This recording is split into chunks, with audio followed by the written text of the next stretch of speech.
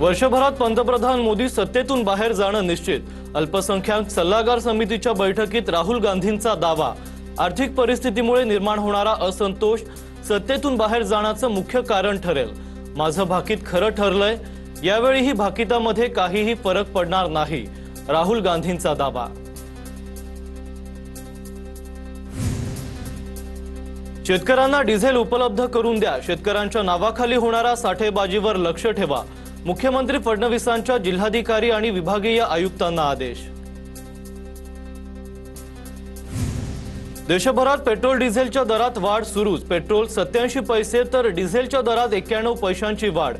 10 दिवसात तिसऱ्यांदा इंधन दरवाढीचा फटका। कोल्हापूरसह नागपूरकरांना इंधन दरवाढीचा मोठा फटका। पेट्रोल डिझेल थेट 109 रुपयांच्या उंबरठ्यावर। दिल्लीमध्ये सीएनजीच्या दरात पुन्हा 1 रुपयांची वाढ। सीएनजीचे दर 81 रुपये 9 पैसे प्रति किलोवर। 10 दिवसात तिसऱ्यांदा सीएनजी मध्ये दरवाढ झाली आहे।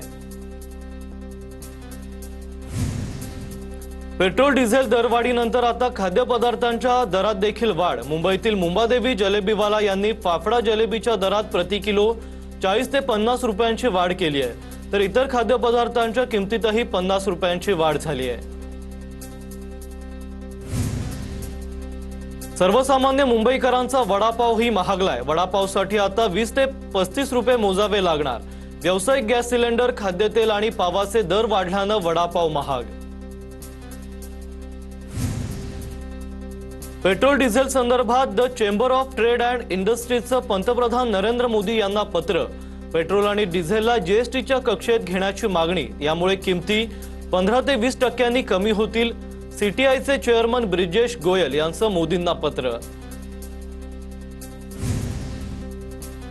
पेट्रोल डिझेलच्या मागणीत अचानकपणे 20 ते 30% वाढ। मुख्यमंत्री फडणवीसांचं वक्तव्य।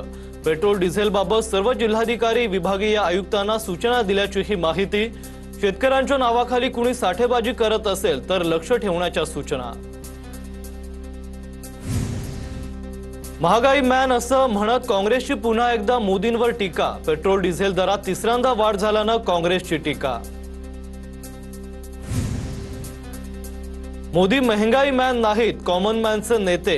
काँग्रेसच्या टीकेला भाजप प्रवक्ते नवनाथ वन यांचं प्रत्युत्तर। काँग्रेसच्या काळात पेट्रोल दुप्पट महागलं, मोदींनी सामान्यांची काळजी घेतली, वन यांची प्रतिक्रिया।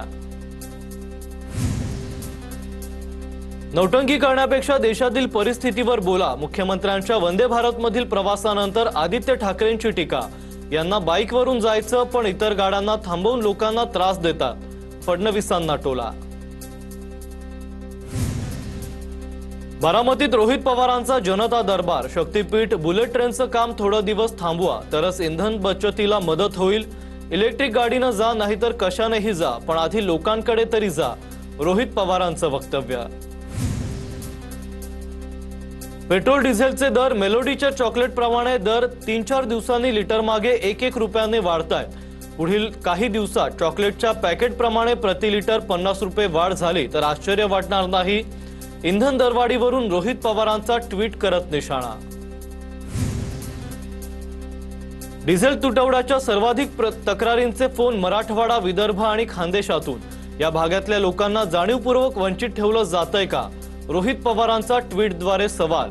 साठेबाजीवर शेतकऱ्यांना डिझेल फुकट मिळत नाही, साठेबाजीच्या मुद्द्यावर सरकारला टोला।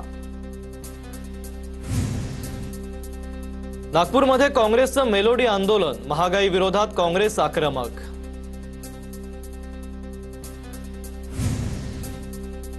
कोल्हापूरच्या इचलकरंजीत वाढत्या महागाई विरोधात ठाकरेंची शिवसेनाचं आंदोलन। गॅस सिलेंडर, बैलगाडी आणि चूल पेटवत सरकारचा निषेध। आंदोलनात शिवसैनिकांची जोरदार घोषणाबाजी। दादर मार्केटलाही इंधन दरवाढीचा फटका। फळांचे दर 20% वधारले। वाहतूक खर्चामुळे दादर मार्केटमध्ये भाज्यांच्या दरातही काही प्रमाणात वाढ। राज्यात अनेक जिल्ह्यात इंधन टंचाई। वाशिम, जळगाव, हिंगोली, बुलढाण्यात पेट्रोल पंपांवर डिझेल नसल्याचं फलक। वाहन चालकांना नाहक त्रास। शेती कामांना डिझेल नसल्यानं शेतकऱ्यांमध्येही चिंता। हिंगोलीमध्ये डिझेल मिळत नसल्याने शेतकरी संघटनेचे कार्यकर्ते आक्रमक। शेतकरी संघटनेच्या कार्यकर्त्यांसह शेतकऱ्यांनी महामार्ग रोखलाय। वसमत तालुक्यातील चौंढी फाटा परिसरात शेतकऱ्यांचा रास्ता रोको। कॅनमध्ये डिझेल उपलब्ध करून देण्याची शेतकऱ्यांची मागणी। जळगावात टूर्स अँड ट्रॅव्हल्स व्यवसायावर देखील डिझेल टंचाईचा मोठा फटका।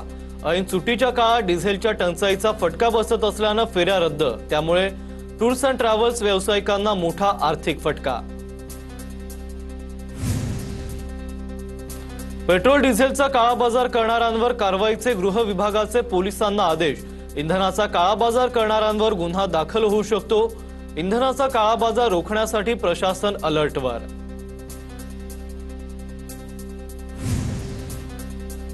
जळगावमध्ये पेट्रोल डिझेल संदर्भात नागरिकांच्या तक्रारीसाठी नियंत्रण कक्ष सुरू।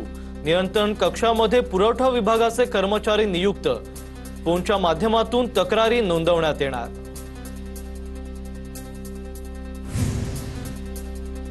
पुण्यामध्ये ई बस प्रकल्पाच्या निधीचा प्रश्न ऐरणीवर। कोकण विधान परिषदेच्या जागा तटकरेंना सुटण्याची दाट शक्यता। उपमुख्यमंत्री एकनाथ शिंदे सुनील तटकरे यांना जागा सोडणार, सूत्रांची माहिती।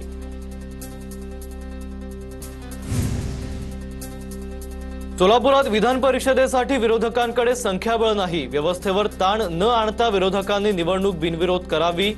भाजपकडे 616 मतांपैकी 450 मतं आहेत। मंत्री जयकुमार गोरेंची प्रतिक्रिया। एका व्यक्तीने तरुणांना कॉकरोच म्हणून बोलण्याची हिम्मत केली। कॉकरोच काय करू शकतो हे आता आपण सर्वजण पाहतोय। तरुणांना गृहीत धरून चालणार नाही। तरुणांना न्याय देण्याचा प्रयत्न नक्कीच करू। गृहराज्यमंत्री योगेश कदम यांचं वक्तव्य। मुंबईतील सिद्धिविनायक गणपती मंदिर परिसराचं बीएमसी कडून सुशोभीकरण केलं जाणार। पहिल्या टप्प्याच्या कामाचं भूमिपूजन सोमवारी होणार। मात्र भूमिपूजन पत्रिकेत महापौर उपमहापौरांचा उल्लेखच नाही।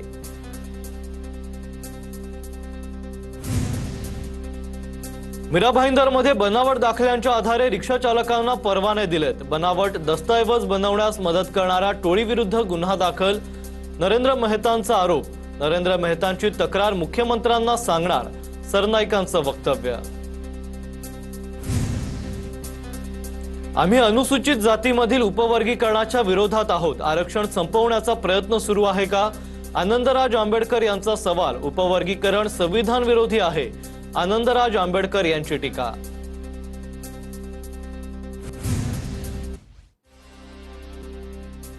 पुण्यातील वारजे भागात शिवराय मोटेगावकरनं 51 गुंठे जागा घेतली।